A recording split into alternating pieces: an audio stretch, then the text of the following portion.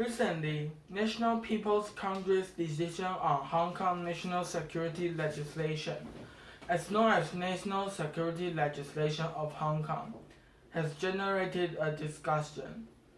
Many Hong Kong citizens are afraid that the China government will restrict many rights in Hong Kong, so they staged a protest again. Today, let's get a picture of National Security Legislation of Hong Kong.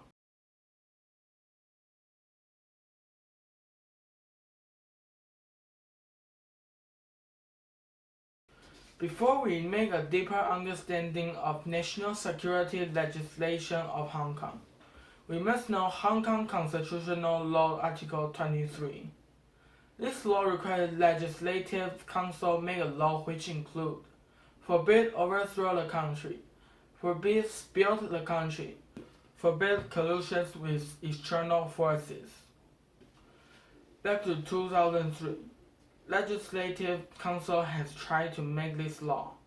This made more than 500,000 Hong Kong citizens organize a protest.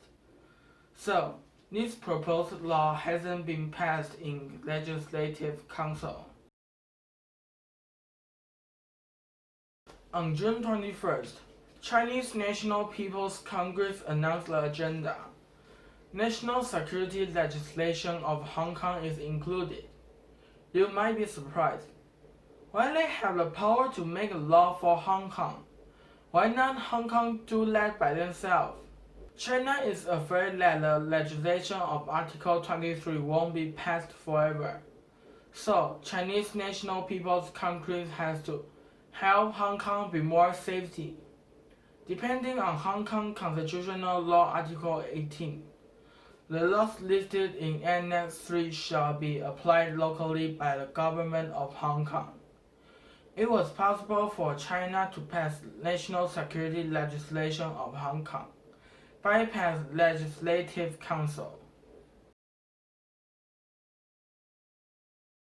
National security legislation of Hong Kong forbids 4 major projects: overthrow the country, split the country, collusion with external forces, and terror attack.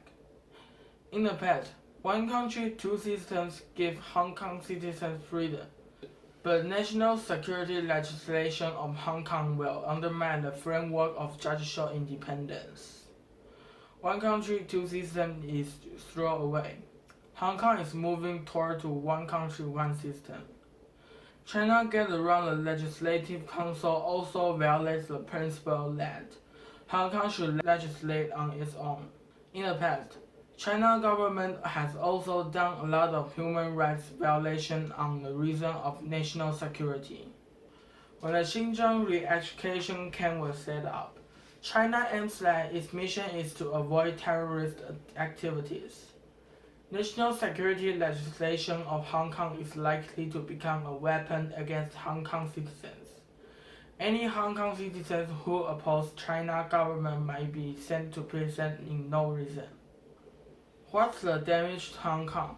The United States might also remove Hong Kong's status as an independence tariff, leading to a great recession in Hong Kong, which could affect China.